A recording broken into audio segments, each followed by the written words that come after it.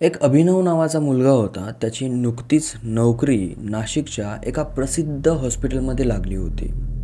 आता त्या हॉस्पिटलचं नाव नाही घेता येणार, पण त्या हॉस्पिटलमध्ये जी घटना घडलेली आहे तशी घटना या अगोदर कधीही त्या हॉस्पिटलमध्ये घडली नव्हती आणि त्याच्यानंतरही कधीच त्या हॉस्पिटलमध्ये अशा प्रकारची घटना घडलेली नाही आहे. आता जो अभिनव होता तो 25 ते 26 वर्षाचा मुलगा होता आणि तो खूप जास्त प्रमाणामध्ये इनोसेंट होता. बघा, काही मुलं असतात, मुली असतात जे की फार इनोसेंट असतात. त्यांना थोडंसं काय बोललं की त्यांच्या मनाला फार जास्त लागतं, ते रडतात, त्यांना त्रास होतो आणि त्यांना छोट्या छोट्या गोष्टी खूप जास्त विचार करून म्हणजे ओव्हर थिंकिंग खूप जास्त करतात ते. अशा प्रकारचे काही मुलं असतात. तर तसाच अभिनवसुद्धा होता आणि त्याची नुकतीच नोकरी त्या हॉस्पिटलमध्ये लागलेली होती.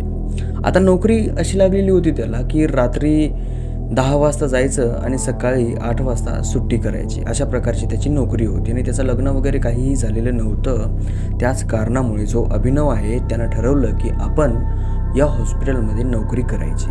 तेवढाच थोडाफार पैसा येईल, आपला जो काय खर्च आहे तो वरवर निघून जाईल आणि जो काय पैसे वाचलेले असतात ते आपल्याला घरीसुद्धा देता येतील. तर त्याला कोणी जबरदस्ती केली नव्हती की तू जा नोकरी कर, असं कर तसं कर, नाही, काहीच नाही.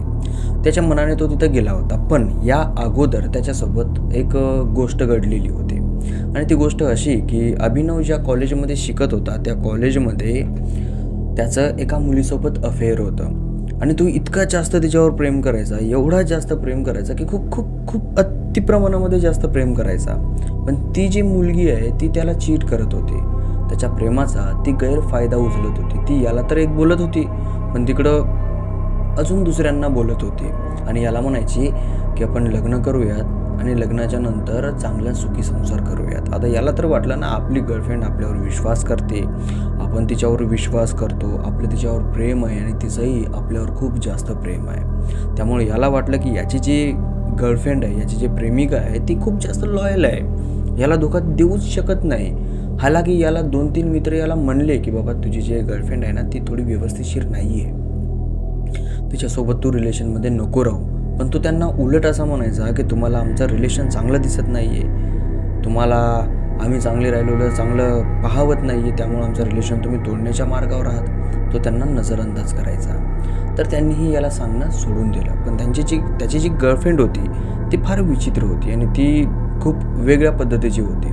बाहेर तर सगळं काही करू द्यायची, पण याला म्हणलं की याला म्हणायची की नाही बाबू शोना, आपलं लग्न होते, लग्न झाल्याच्या नंतर आपण जे काय आहे ना ते सगळं काय आपण लग्न झाल्याच्या नंतर करूयात आणि असं त्याला ढकलत घेऊन जायचे. आणि जो अभिनव होता तो मिडल क्लास फॅमिलीमधून होता. चांगले म्हणजे ते जे फायनान्शियल कंडिशन होती ती त्यांची चांगली होती, पैसा वगैरे होता. त्या कारणामुळे त्याची जी गर्लफ्रेंड आहे ते याच्यासोबत अशा प्रकारचं रिलेशन तिनं ठेवलेलं होतं आणि तिनं ठरवलेलं होतं मजा बाहेर मारायची पण लग्न याच्यासोबत करायचं. कारण की याच्या घरी धंदा आहे, घर आहे, हा मुलगा चांगला आहे, आपला गैरफायदा उचलत नाही, म्हणजे आपल्याला त्रास वगैरे देणार नाही, नेहमी पायात पडून राहील, अशा प्रकारे त्या मुलीचा विचार होता.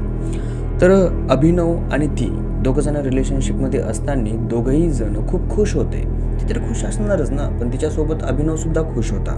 त्याला वाटायचं नाही की आपली प्रेमिका अशी आहे तशी आहे. तो एकदम सुरळीतपणे त्याला वाटायचं की आपण जगामधला सगळ्यात प्रॉफिटेबल माणूस आहे.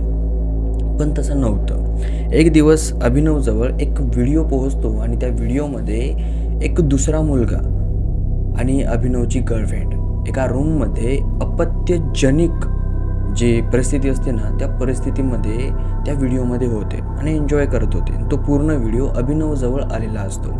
अभिनव तो व्हिडिओ बघतो आणि फार कोसळून रडायला लागतो.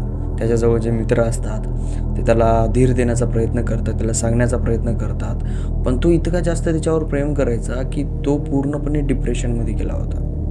गांजा पिणं, दारू पिणं हे असे व्यसनाच्या अधीन तो होत जाऊ लागला.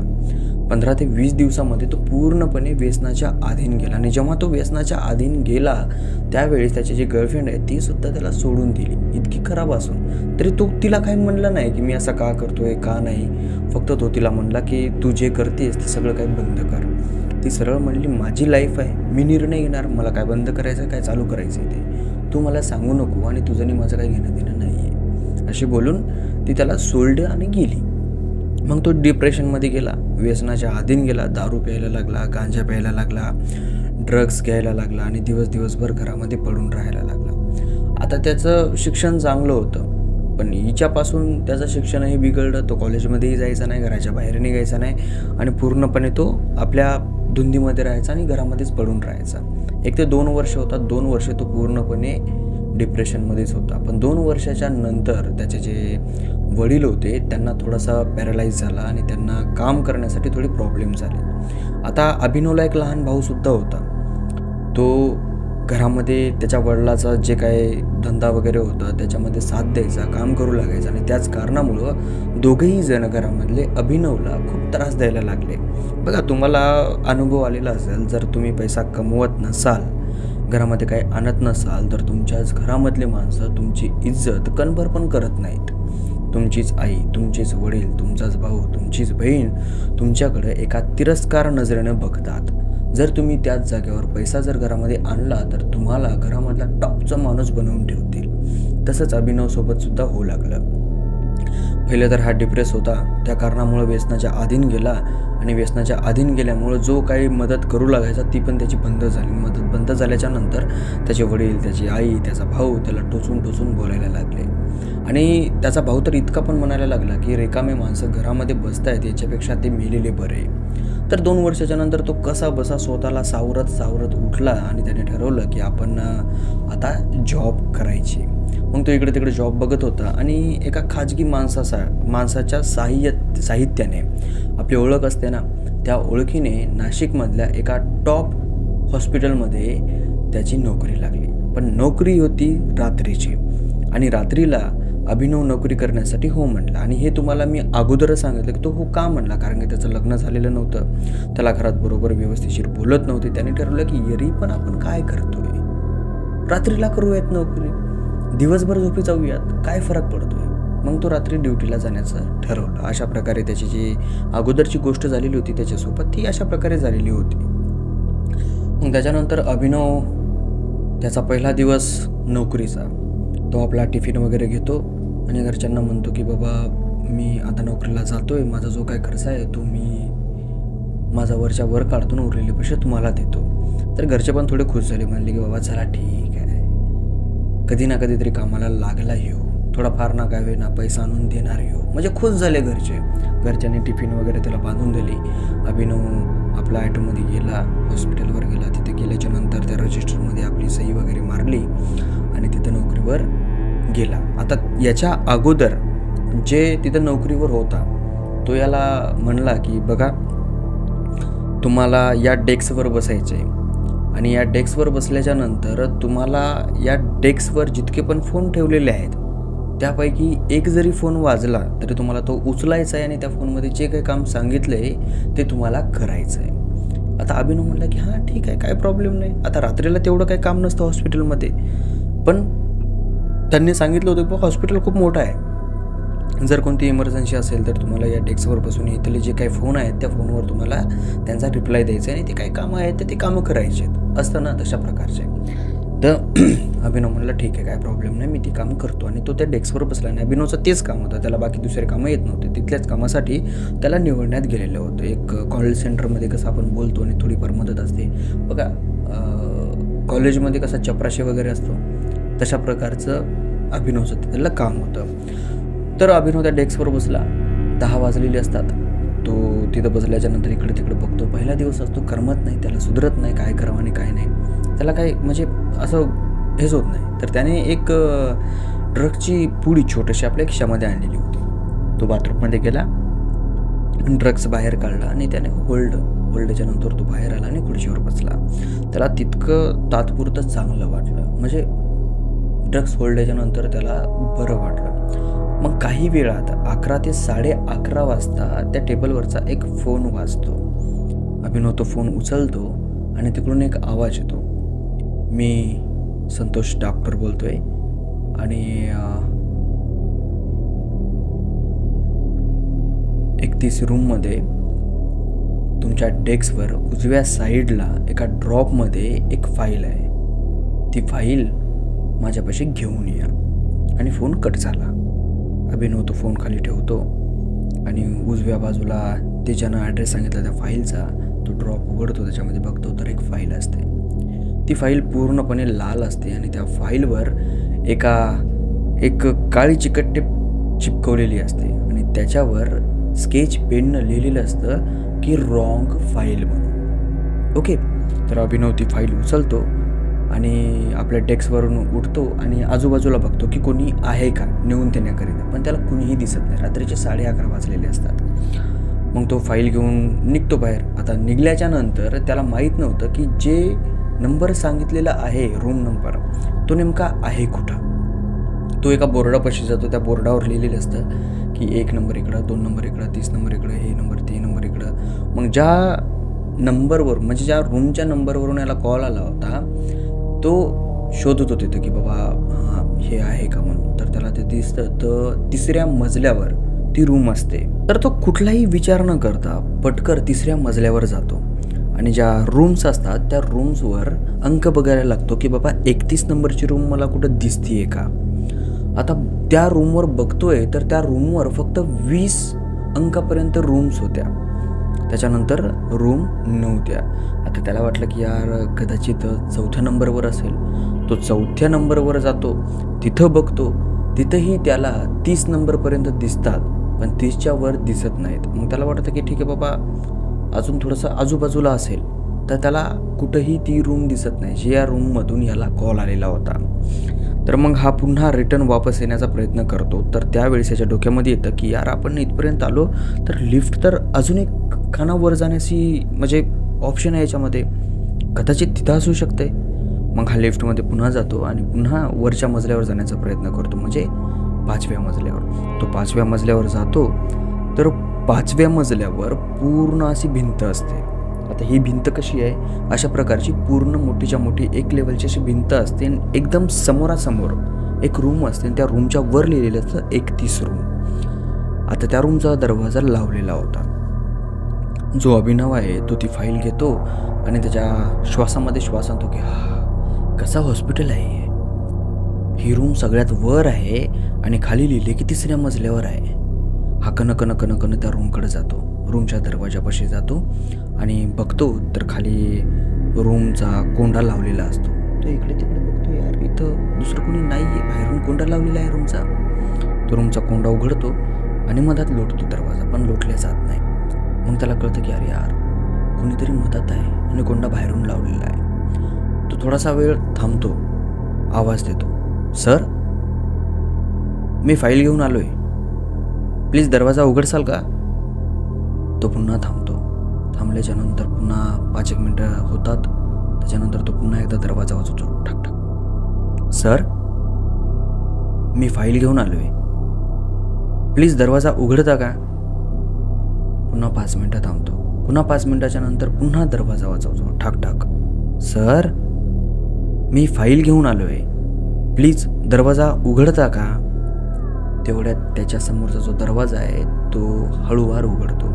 त्या दरवाजाचा जो आवाज आहे तो कर्कशपणे त्या पूर्ण हॉलमध्ये घुमतो. म्हणजे हॉल नव्हताच, तिथं फक्त एक अशी बोळी होती 5व्या मजल्यावर आणि एकदम शेवटला रूमचा दरवाजा होता. तो तुम्हाला पाठीमागे जो रूमचा दरवाजा दिसतोय ना, अशा प्रकारचा तो रूमचा दरवाजा होता.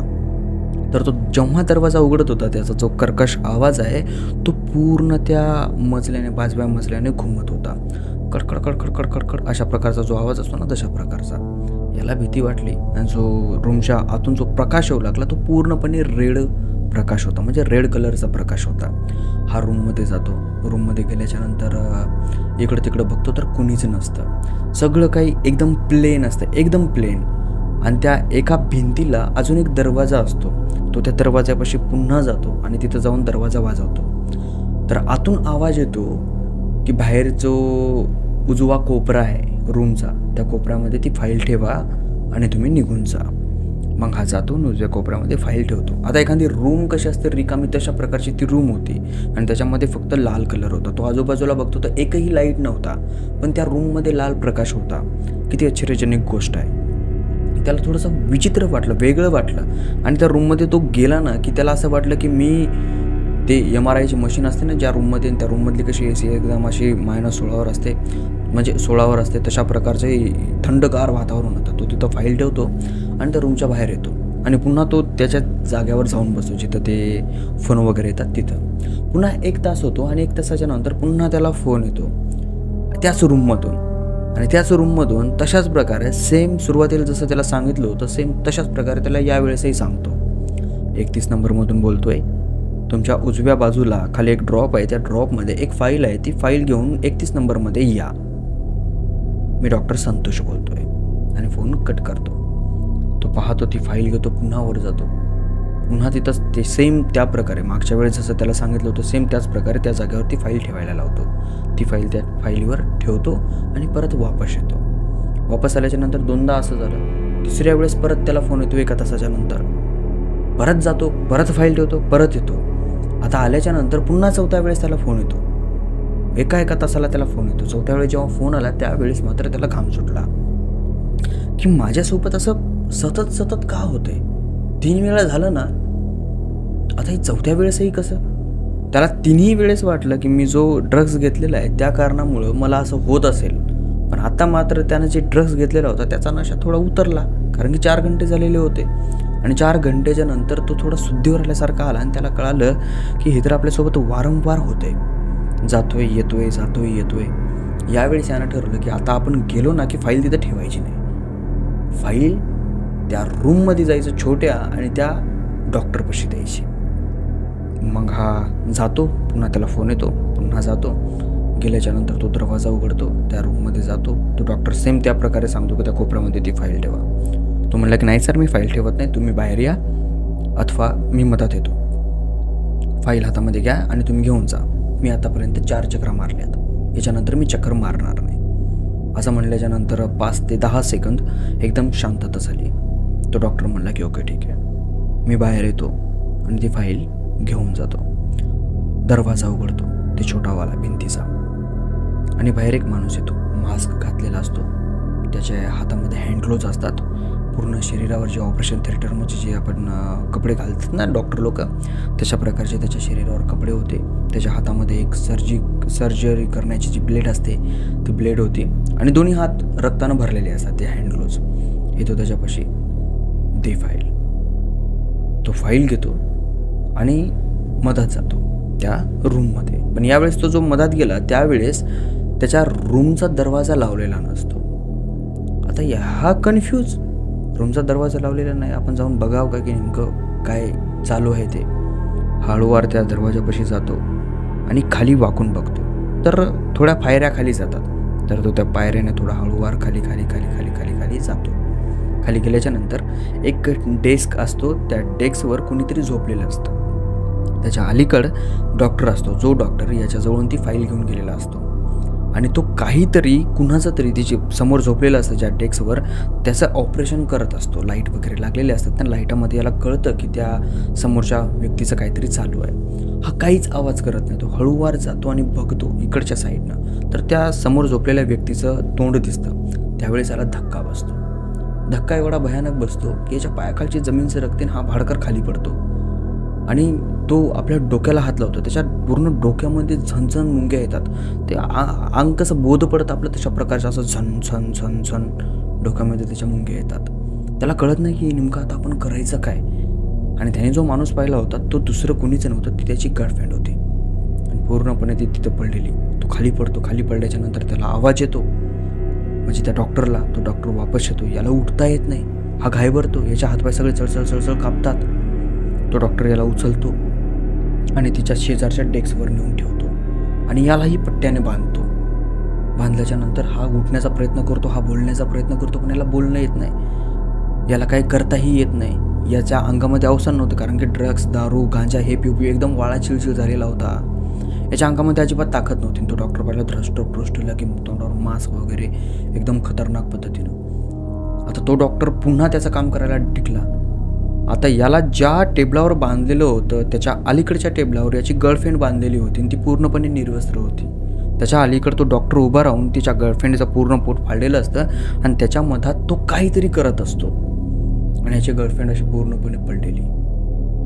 काही वेळ होतो. काही वेळ झाल्याच्या नंतर त्याची जी गर्लफ्रेंड आहे ती असं थोडंसं मान हलवते, असं की याला कळतं की ती जिवंत आहे म्हणून. ते एकदम असा श्वास घेतल्यासारखं होतं. याला मग अजून असा अंगाला तळकाप सुटतो. हा सोडण्याचा प्रयत्न करतो, पण हा सुटत नाही. तो डॉक्टर याच्या समोर त्याच्या गर्लफ्रेंडचं पोट शिवतो आणि शिवल्याच्या नंतर तिच्यासोबत तो असं काही करतो की नॉर्मली डॉक्टर तसं करू शकत नाहीत. तिच्यासोबत तो त्या प्रकारचं कृत्य करतो याच्यासमोर. याला सुधरत नाही काही. ज्याच्यावर सगळ्यात जास्त प्रेम करायचो ती आपल्या समोर अशी पडलेली आहे या अवस्थेमध्ये. त्या अवस्थेमध्ये तो डॉक्टर तिच्यासोबत तसं काय करत होता आणि त्याच्यानंतर सगळं काही झाल्याच्या नंतर तो डॉक्टर अजून तिच्यासोबत क्रूर कृत्य करत होता. याला विचित्र वाटायला लागलं. याला फार वेगळं वाटायला लागलं. हा रडायला लागला, ओरडण्याचा प्रयत्न करायला लागला. याचा आवाज येत नव्हता, याचं ओरडणं येत नव्हतं ना, काहीच कळत नव्हतं याला. आणि त्याच्या डोळ्यासमोर त्या डॉक्टरनं त्याच्यासोबत तसं काही केलं. आता विचार करायची गोष्ट आहे, आपल्या समोर आपल्याला बांधलंय ना, आपण एखाद्या व्यक्तीवर प्रेम करतो, त्याच्यासोबत जर कोणी असं कृत्य केलं तर आपल्याला कसं वाटेल. हा पूर्णपणे बेहोश पडण्याच्या धुंदीवर आला. आता थोडं त्याला अंधकंदक दिसायला लागलं. तो असा जागी राहण्याचा प्रयत्न करायला लागला, पण याला धुंद येऊ लागली. तो जो डॉक्टर आहे तो आपल्या तोंडावरचं मास्क काढतो, तर त्याचं जे तोंड आहे ते पूर्णपणे सडलेलं दिसतं. याला अंधकांदक दिसतं, पण सडलेलं दिसतं. आणि याला ते कळतं की ते डॉक्टर काय करतोय. त्याचं सगळं काय काम झाल्याच्या नंतर तो डॉक्टर काहीतरी हातामध्ये घेतो आणि जोरजोरामध्ये त्याच्या प्रेयसीवर वार करतो. आणि ते जे वार करतो ना, त्याचा जो आवाज आहे त्याच्या कानावर येतो, त्याला दिसतं आणि तसा तो बेहोश पडतो. आणि सगळं काय ब्लँक होतं. बेहोश पडल्याच्या नंतर काय ऐकू येत नाही, काही कळत नाही माणसाला. तशा प्रकारे याचं झालं. तो पूर्णपणे बेहोश पडला. त्याला काही कळालं नाही, काय ऐकवलं नाही, काय नाही. मग काही वेळाच्या नंतर याला कुणीतरी हलवलं, म्हणजे याला अंगाला हात लावला, याला उठवलं. तर हा जागे झाला. बघतो तर जे कामगार असतात ना आपल्या दवाखान्यामध्ये, ब्रदर्स, ते 2-4 जण वर आलेले असतात आणि याच्या अवतीभोवती उभी झालेले असतात. हा डोळे उघडतो तर याचे पूर्ण डोळे चमकतात. हा डोळे झाकत असा उभा राहतो, इकडे तिकडे बघतो. तर हा त्या हॉस्पिटलच्या छतावर होता. त्यांना म्हणतो की यार, तुम्ही इथं आलात ना, मला तुम्हाला काहीतरी सांगायचं आहे. तो इतका आरबळला आणि इतका गडबडीने बोलायला लागला की त्याला बोलता सुद्धा येत नव्हतं. जे त्याच्यासोबतचे जे ब्रदर्स होते ते म्हणले, अरे बाबा टेन्शन घेऊ नको, तू थांब, तुला काय झालं ना, तू थांब, तू थोडासा शांत होईल, नंतर सांग काय झालं ते. त्याला खाली आणतात. त्याला खूप जास्त ताप आलेला असतो. त्याला सलाईन लावतात, त्याचं ट्रीटमेंट करतात आणि थोडासा 1-1.5 तासाच्या नंतर तो जेव्हा रिलॅक्स झाला त्यावेळेस त्याच्यापाशी एक डॉक्टर येतो आणि तो डॉक्टर त्याला विचारतो की हां, आता सांग काय झालं तुला, तू छतावर काय करत होतास, तू छतावर जाऊन तिथं झोपी गेलास का, काय झालं तुला. आम्ही सकाळी आल्याच्या नंतर तुला 15 मिनटं हे माणसं उठवत होते तरी तू उठत नव्हता. हे असं झालं का आणि तू काय सांगण्याचा प्रयत्न करत होता. तर त्या अभिनवनं सांगितलं की मी जेव्हा काल रात्री नोकरीला आलो होतो त्यावेळेस मला एक फोन आला होता 31 नंबर खोलीमधून. जेव्हा हा असा बोलला त्यावेळेस सगळे डॉक्टर एकमेकाकडे बघायला लागले, कारण की त्या हॉस्पिटलमध्ये 30पर्यंतच रूम्सचे आकडे टाकलेले होते. त्याच्यानंतर आकडे टाकलेले नव्हते आणि बाकीच्या जेवढ्या पण रूम्स होत्या त्या सगळ्या रूम्स कामाच्या होत्या, म्हणजे कोणतं ऑपरेशन हे ते बाकीच्या कामाच्या. आणि ज्या रूम्स होत्या फक्त पेशंट ठेवण्याच्या त्या फक्त 30पर्यंत होत्या. 31 नंबरची एकही रूम त्या हॉस्पिटलमध्ये नव्हती. तर डॉक्टर एकमेकांच्या तोंडाकडे बघतात आणि अभिनव जे काय आपल्यासोबत झालं आहे ना ते सगळं काही डॉक्टरांना सांगतो. मग त्यातला एक डॉक्टर म्हणतो की तुला कोण्या डॉक्टरचा फोन आला होता, त्याचं नाव सांग. तो म्हणतो की संतोष डॉक्टर. आता यावेळेस सगळेजण एकमेकाच्या तोंडाकडे बघतात आणि त्यातला एक डॉक्टर अभिनवला म्हणतो की तुला ज्या डॉक्टरने फोन केला होता तो डॉक्टर ॲक्च्युली या जगामध्ये एक्झिस्ट करत नाही. तो मेलेला आहे, तो वारलेला आहे. आजपासून 5 वर्षा अगोदर तो वारला आणि तो अशा प्रकारे वारला होता की त्याने एका पेशंटचं ऑपरेशन केलं आणि ऑपरेशन केल्याच्या नंतर त्याने त्या पेशंटसोबत जे नाही करायचं ना ते केलं होतं आणि ते CCTV कॅमेऱ्यामध्ये कैद झालं. आणि त्याच्यानंतर जेव्हा त्या डॉक्टरला अटक करण्यात आली त्यावेळेस त्या डॉक्टरचं चेकअप झालं, त्यावेळेस तो डॉक्टर परिपूर्ण मनोरुग्ण आढळून आला होता आणि त्याला त्या बेसवर थोडीशी म्हणजे शिफारस भेटलेली होती. आणि हे सगळं निर्णय झाल्याच्या नंतर त्याचा विलास झाल्याच्या नंतर त्याला शिक्षा झाली होती जन्मठेपेची. तर त्याला हे सगळं कळालं आणि त्याने त्याच थिएटरमध्ये म्हणजे ऑपरेशन थिएटरमध्ये स्वतःला गळफास देऊन जीव घेतला होता. अशा प्रकारे तो 5 वर्षाच्या अगोदर डॉक्टर मेला होता. तुला तो डॉक्टर आता कसा फोन करेल याला काही समजत नव्हतं. मग याने हे पण सांगितलं की तो जो डॉक्टर करत होता ती माझी प्रियसी होती. याने पत्ता वगैरे सगळं सांगितलं. त्या डॉक्टरांनी तिला फोन केला. तिनं फोन उचलला. फोन उचलल्याच्या नंतर ती बोलल्याच्या नंतर ती म्हणली माझं याच्यासोबत काही घेणं देणं नाही, माझं तर लग्न झालेलं आहे.